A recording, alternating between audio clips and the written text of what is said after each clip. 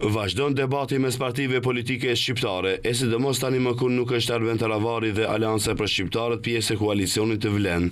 Kryetari i Lëvizjes Besa Bilal Kasami, që është pjesë e Vlenit, tha se koalicioni Vlen në zgjedhjet e fundit ka fituar 107.000 vota të pastra shqiptare, për dallim nga koalicionet e tjera që kanë përfshirë edhe komunitete tjera, ndërsa shtoi se kush largohet nga koalicioni nuk e ka përkrahjen e shqiptarëve. Kasami pret që përkrahja për qeverinë të rritet edhe jo të zvoglohet, madje duke aluduar në Taravarin, ai tha se është e panatyrshme që dikush që bashkëpunon me opozitën të jetë pjesë e ekzekutivit. Dhe ne vlerësojmë se përfaqësimin e shqiptarëve, të drejtën e përfaqësimit të shqiptarëve ka koalicioni Vlen.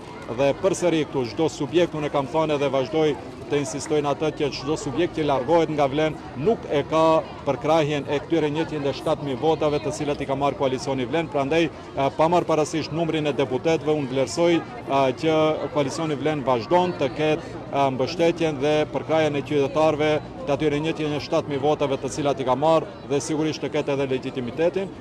Në të njëjtën vijë qëndron edhe kryetari i Lëvizjes Demokratike Izet Mexhiti, i cili po ashtu është pjesë e koalicionit të Vlen. Ai në emisionin Top Tema në Sitel tha se Taravari duhet të jetë i sinqert me antarësinë dhe ta pranojë publikisht që po bashkëpunon me BDI-n. Mexhiti madje ka shkuar edhe më lart, duke theksuar se Taravari nuk ka vend në këtë qeveri dhe këtë ai do t'ia thotë edhe kryeministit e Kristian Miskoskit.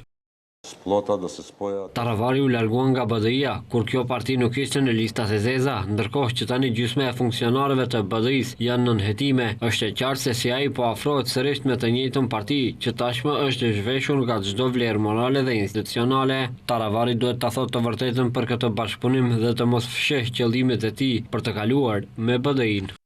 E në ndërkohë, Taravari ju është përgjigjur në Facebook me vetëm një fjali krerëve të Vlenit.